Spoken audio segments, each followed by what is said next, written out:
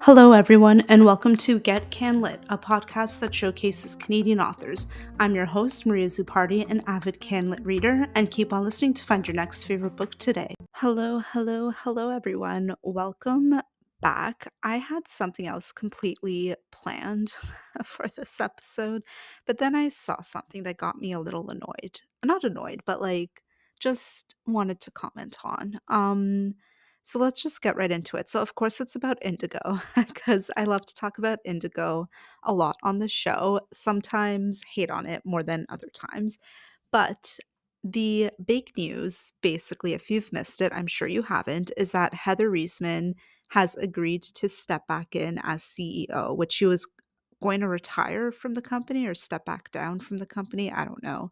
But she's back, basically. And I really, truly hope that this means a better outlook for books because I feel like the previous CEO was just very much bestsellers only, more of the little things that blankets and candles and other things that are just not the Indigo direction or the Indigo that I know at least.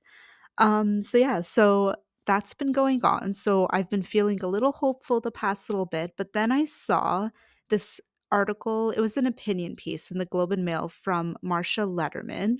I really don't remember the title of it. I should have screenshot that, but oh well. But basically, actually, the only reason I was able to read it was because somebody on LinkedIn had shared it. It was like a gifted link. So I guess it would have been blocked otherwise had this person not gifted the link to people. And it just came up on my feed. I should find that, but that's fine. But basically, Marcia in this article is talking about Indigo and um, how the Canadian publishing industry depends on Indigo, whether we like it or not. And I have a lot of thoughts about that. This is an opinion from the Globe and Mail writer, and this is going to be my opinion. I just screenshotted oh, I do have the title. Okay, yes. Okay, the title, wow, go me. I did actually screenshot it. I didn't know. Okay, so the title of this opinion piece was Opinion. Indigo is essential to CanLit for better or for worse. So right then and there, that title grabbed me because I don't really think that Indigo does enough for CanLit. And that's just again, my opinion as not only just forget the fact that I work in Canadian publishing, whatever, but just as a book consumer who constantly wants to read Canadian authored books. I can never find anything at Indigo that I like or that I've never heard of. You know what I mean? So I'm coming at you mostly with this little rant from the perspective of a book consumer. But yeah, but of course, my little publishing thing might sneak in here and there, depending on these screenshots. So yeah, so I have two, like I think I said. Yeah, so the article is basically, I think Marcia went into her own experience as a Canadian author and how she couldn't find her book on the tables and stuff at Indigo.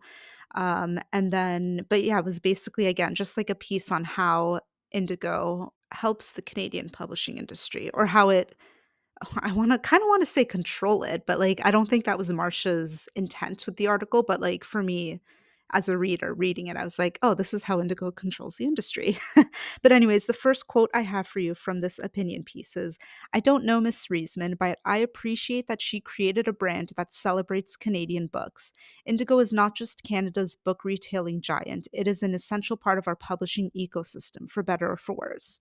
And I have thoughts on that, of course, because she created a brand that celebrates Canadian books. Okay. What Canadian books are being celebrated? I maybe at the beginning, sure, but as long as I've been an Indigo customer, again, even years ago, all I get are the big best-selling books there. Whether I go to a little Kohl's at the mall right up the street from me, or if I'm at Indigo Young and Eglinton, I just don't see Canadian authors as much. They're there, maybe, I don't know, but I can't find them. And I stare at shelves for a good while looking for Canadian books on purpose, and I can't. Um, so that's my comment on that. And it is an essential part of our publishing ecosystem, for better or for worse. I guess so in the terms of sales.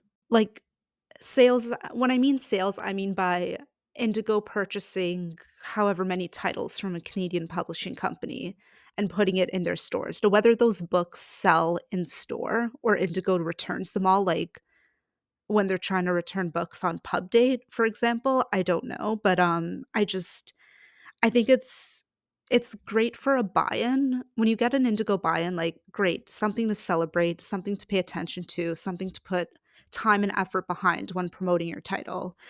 But, like, in terms, again, of being an essential part, I think that we as an industry can shift more towards, like, indie bookstores. At least I have been in my own work, and again, this is where my publishing persona comes out. But, like, in my work, I've been putting more effort behind indies, and I also in my personal life, like, I spend so much money, it's embarrassing, at indie bookstores because I can. Obviously, that's a privilege. I acknowledge that.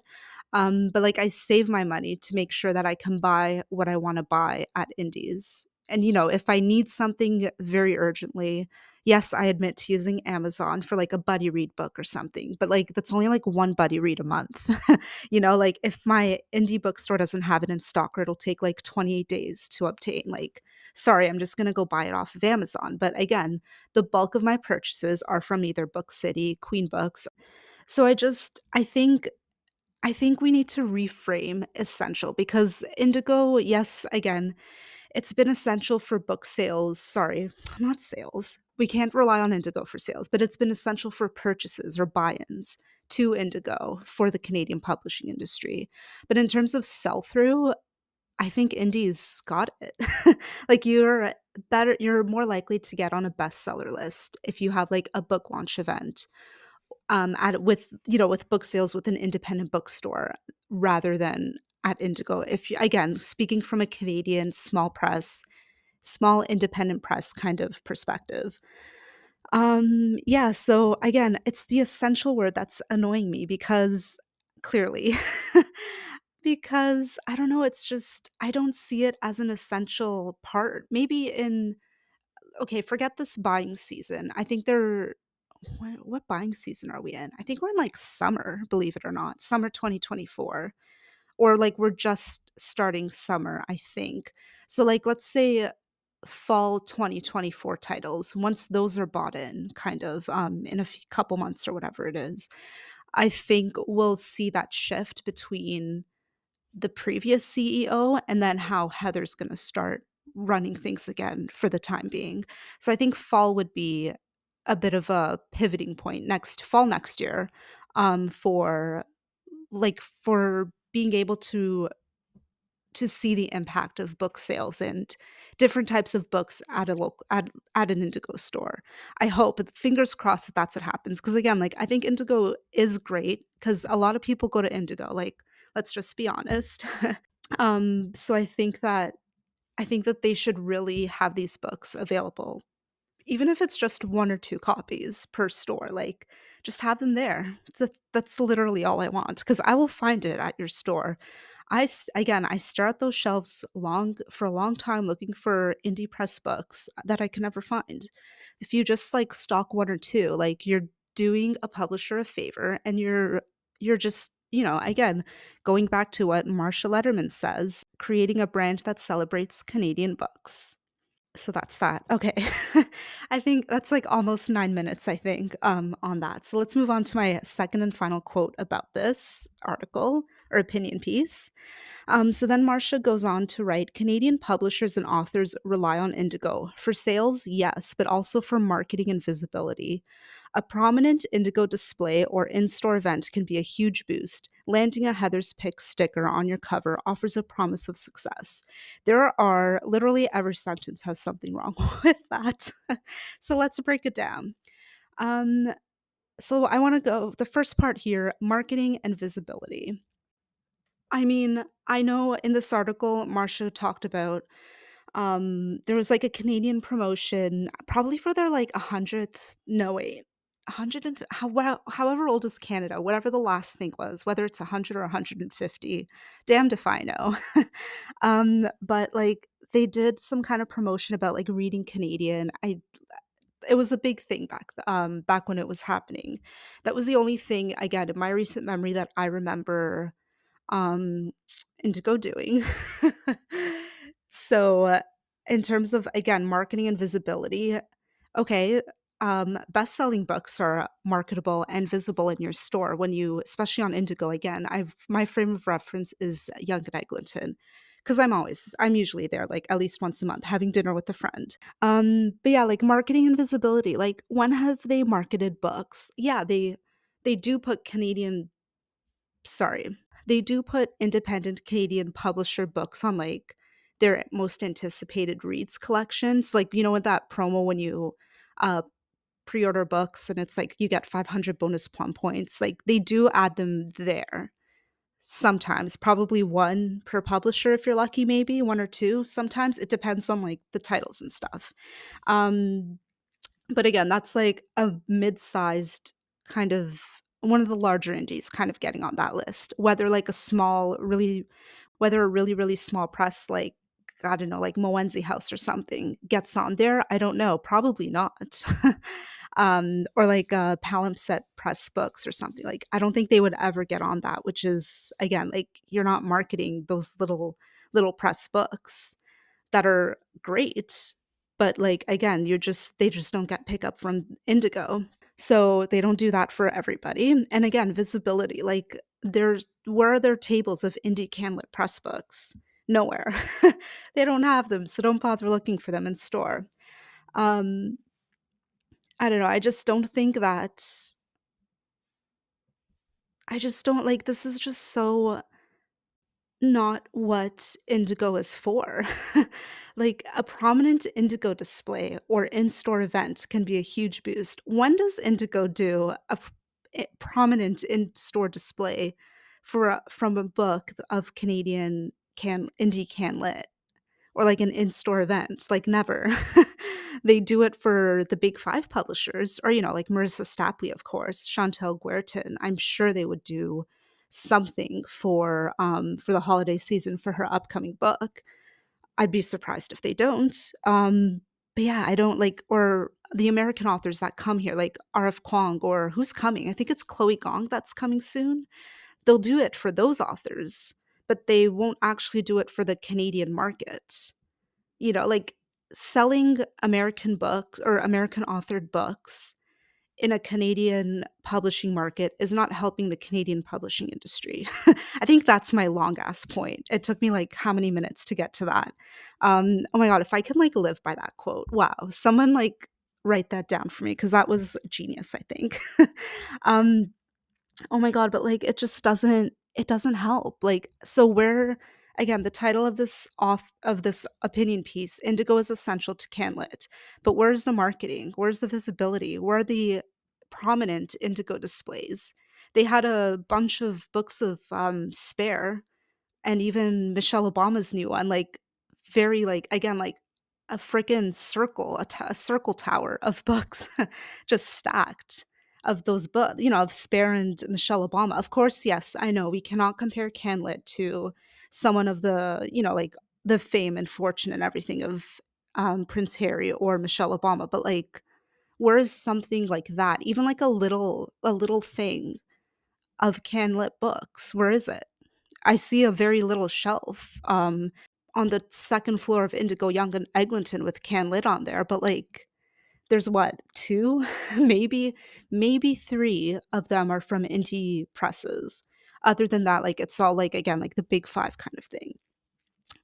So yeah, so if Indigo can do a in-store event or a prominent display, then that would be great for indie CanLit. And yes, the books will sell. It just as long as the cover looks good and the story kind of like either fits the theme of whatever table they're doing or like you just get the right person at the right time, seeing the right book cover, the title, picking it up and wanting to buy it. Like that makes a difference. That would make a difference in Indigo with sales, and maybe they won't have to return like however many hundreds of copies they bought. And then this last sentence, I laughed. This is like the point where I'm like, okay, I need to talk about this on this episode. Landing a Heather's Pick sticker on your cover offers a promise of success. when was the last Canadian author Heather's pick? I can, like, look it up for you now, maybe. We'll see. Um, oh, wow, how convenient. As soon as I go on Indigo's website, I see "Buy more, save more. Books by Canadian authors. All customers save 15% off when you buy 2 of them." Okay, I'm gonna look at this soon, but let me just go to let me focus on one thing. This is how my brain works, by the way. Alright, well, conveniently, I think the most recent one is Fireweather: The Making of a Beast by John Valiant. Um, yep, that was the most recent pick, but the one before that was Outlive: The Science and Art of Longevity by Peter Attia. Of course, Burnham Wood, but, like, let's not count that. I'm just, like, again, like, looking off of their website. So that's 3. And then Rue by Kim Thoy. I totally did not say that. Okay, but again, big 5, God. It's just but it's very much like throw a Canadian author in there just to throw a Canadian author in there. You know what I mean? Like, and probably chances are it's like, what is this? Fireweather. Is this HarperCollins? Probably because they do a great job at wooing Indigo, I think. Let's see more details. Oh, Knopf. Sorry, that's Knopf? Whatever. Okay, so what a shock. It's Penguin. But like you more or less, it's like very Canadian. It's usually like a HarperCollins book, I find. But besides the point, the vast majority of these Heather's picks are either again like American or let's say international titles. So they're not even Canadian. And yeah, other than that, they're just like the same old tired books you'll see on Bookstagram if you're ever on there. Like it's just nothing new. Either way, like landing a Heather's pick as a indie CanLit press is just like impossible. Like it's never gonna happen. The day it happens, pigs have flown somewhere kind of thing. Like it's not it's just again like it's just a marketing. This is just a marketing program because Indigo is like, we're going to put so much behind this to the publisher for sure, the big 5 publisher.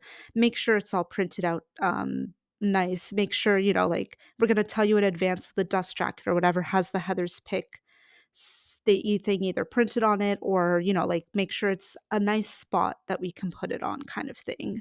For sure. I mean, I'd be surprised if they don't tell publishers that in general. But yeah, like it's just a way to say, "We have a big print run of this book, let's sell it. We can make it a Heather's pick," kind of thing. Now, again, I can't say I'm not part of those conversations, I've never been in one, I don't know what goes on, but this is just me as a consumer thinking like, "Okay, well, maybe something more is going on here." What day is it today? Oh, it ends today that I'm recording this, which is September 24th. That sucks. So this is the Buy More, Save More on Canadian authors, and right away the top 3, 6, 9, 12. Okay, so I get to book number 13 on this list, which is Recipe for a Good Life, which is an Indigo exclusive edition, surprisingly, and this is like the first book first adult book, I don't know kids literature, published by an indie publisher. So this is by Nimbus, and yeah, it's an Indigo exclusive, which I think is great, but it had to be like a national bestseller to reach that level. And I'm sure if we look up Leslie Crew, is she with a different publisher right now? Most likely. See, this is also why this annoys me, publishing, because we discover the next great authors of CanLit, and then they get just snapped up by other people. Who is her new book published by? Let's see. It's called Nosy Parker, which you will is this it? Yeah, 20 this was not the cover I clicked on. Let's see. Oh, it is by Nimbus. Okay. Why does it have a different cover? This is very bizarre. I'm confused. Okay, well, go Leslie then. She is like a true CanLit success then, since she's still with Nimbus. We love a good happy story like that.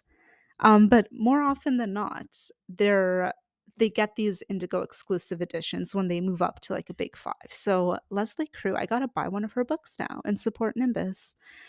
So yeah, that was basically my rant for Indigo. I This is probably very, very long, but I'm sure you guys appreciate me talking about Indigo a lot. I just don't think that this is very true. Like, Marsha's opinion piece would have been great, like, again, during that whole CanLit promotion. I just don't think this is very true for, like, the current state of things because, again, I will go through this list again. They Indigo has not celebrated Canadian books for the last while. I don't feel like as a book consumer. Um it I Again, I think we can start moving away from Indigo being an essential part of our publishing ecosystem because all we need is to get an indie or 2 or 3 or, like, nationwide, or, like, if the author's based in, like, Newfoundland and get all of those bookstores, like, behind this author, then that would fare much better for book sales and visibility and promotion than Indigo can ever do for you. Um they do not put marketing and other visibility tactics or strategies behind Canadian authors from indie presses.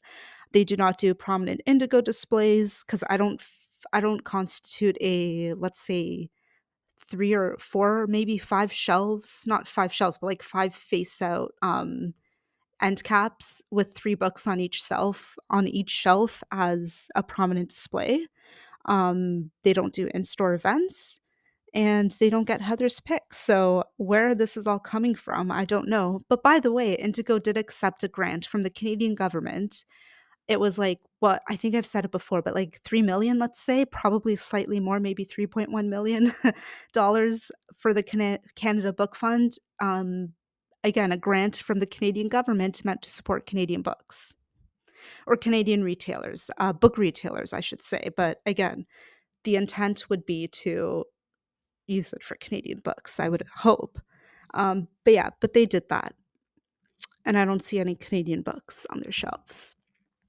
But again, let's hope for fall 2024 would be much better now that Heather's back in charge.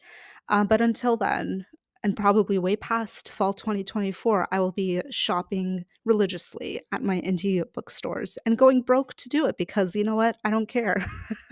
I'm totally fine with that. I would rather either borrow a book and then buy it after for full price if I want to, or wait for the paperback than buy from Indigo. That's just my feelings right now. I know it's harsh, but that's fine. And I know people go to, like, you can buy off Book Outlet, another Canadian retailer, but no, Book Outlet is just as terrible.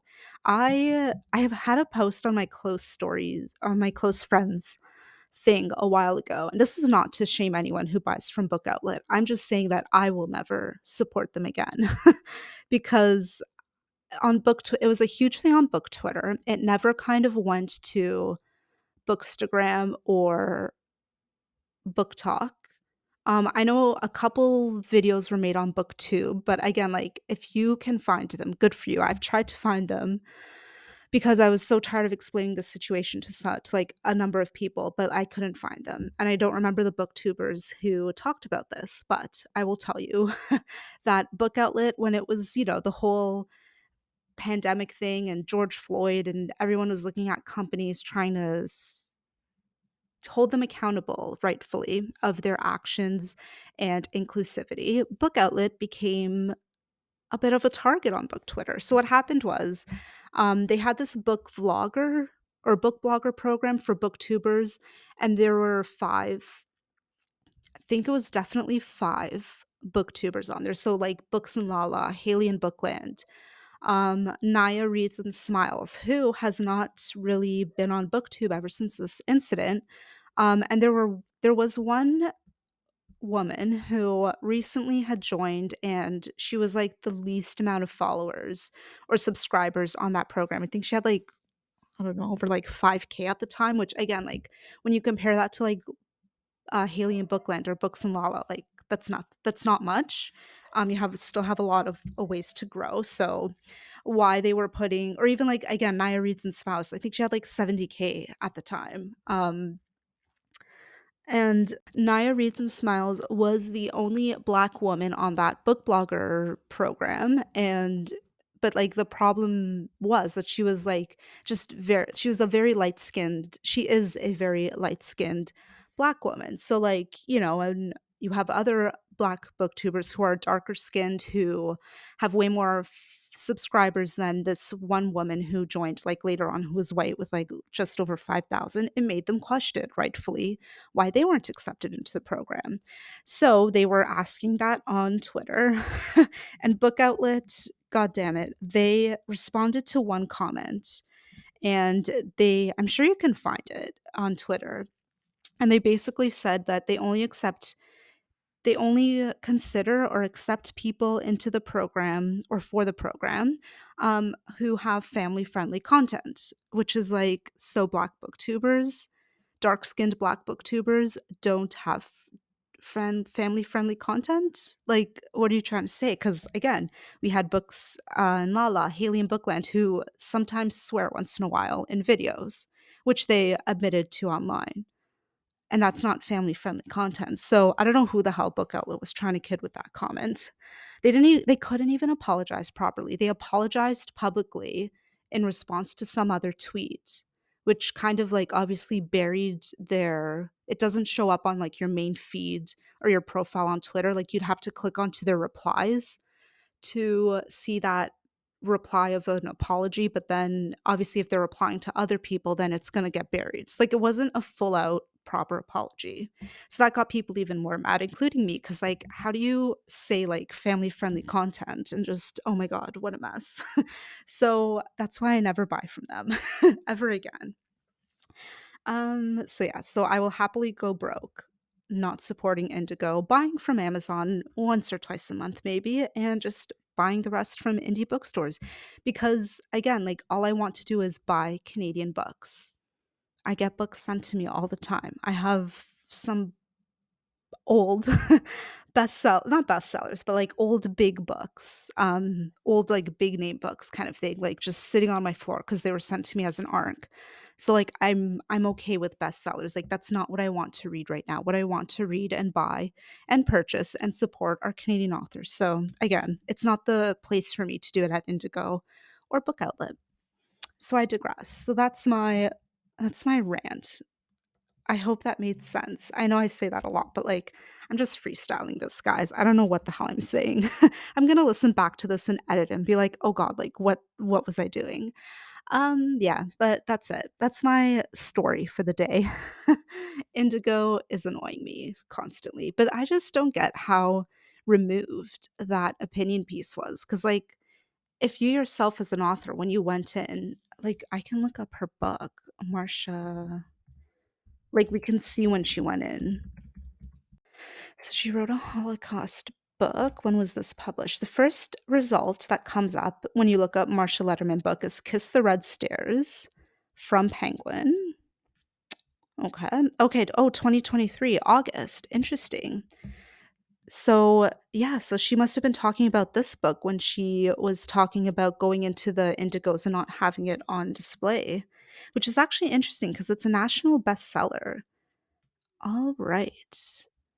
It must have been like shoved into like a memoir. Very like memoir is such like a okay, see the categories here when you look up the book details are European world history, religion, history, nonfiction, religion and philosophy, world history. So based on the European world history tag, for sure Indigo put it on some like really obscure far corner of Indigo that nobody ever goes to see, and it dies like a horrible death there.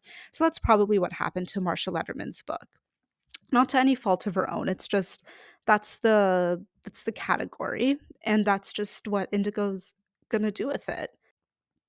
It's a memoir though, so I'm very confused as to why it's not well, maybe it's not really a memoir. No, it is. Kiss the Red Stairs is a compelling memoir of Holocaust survival, intergenerational trauma, divorce, and discovery that will guide readers through several lifetimes of monumental change. That is very bizarre how it's not classified as a memoir. Because then this book would have been on every freaking table at Indigo, I promise you. Okay, this is the one strange case. I don't know why that happened, but it is what it is. So that's why Marsha, when she walked into an Indigo or whatever, however many Indigos she went into, she couldn't find her book because it's just this really obscure European history metadata tag, which is not her fault. She didn't put that. So that's very interesting to me why it's not, again, memoir, but I guess that's just what the publisher thought it would be as. Um, so that explains it. See, it's either you're too small of a publisher or too small of a CanLit author who's not known to not be shelved somewhere, or you get screwed, or I don't know. I don't want to say screwed, but like, well, yeah, let's just leave it at that. You get screwed by the metadata because it's classifying your book as European world history instead of memoir. And again, like, memoir is such a more compelling category for Indigo to promote. And, like, everyone loves a good memoir. If it's a clear memoir, they'll buy it, read it, whatever. But like, who's going to read European world history? Not me. So, yeah. So it's either that, either the metadata or, again, like, your reputation, not reputation. Everyone's a great writer here. But your sales track, I think, or maybe the book subject isn't what Indigo's looking for, whatever. So that's that. Anyways, I better stop before I can never get a job at Indigo again.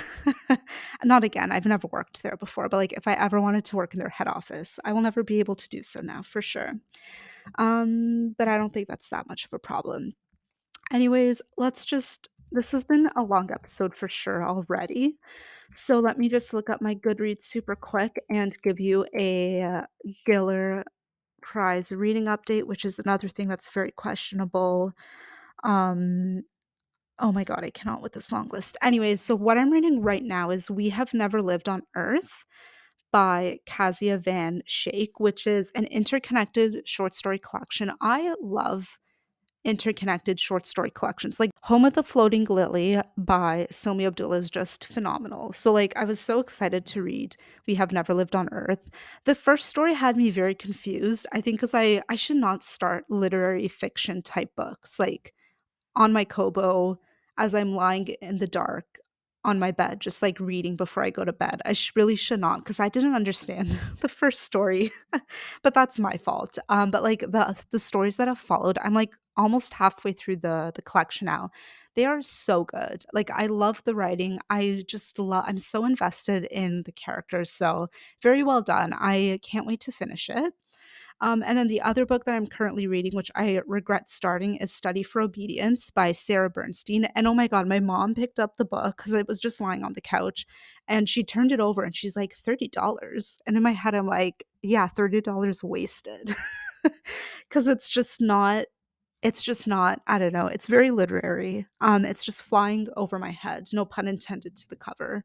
But just it's shortlisted for the Booker. It's longlisted for the Geller. I probably it will be, because I don't put anything past this jury. I'm not a fan of.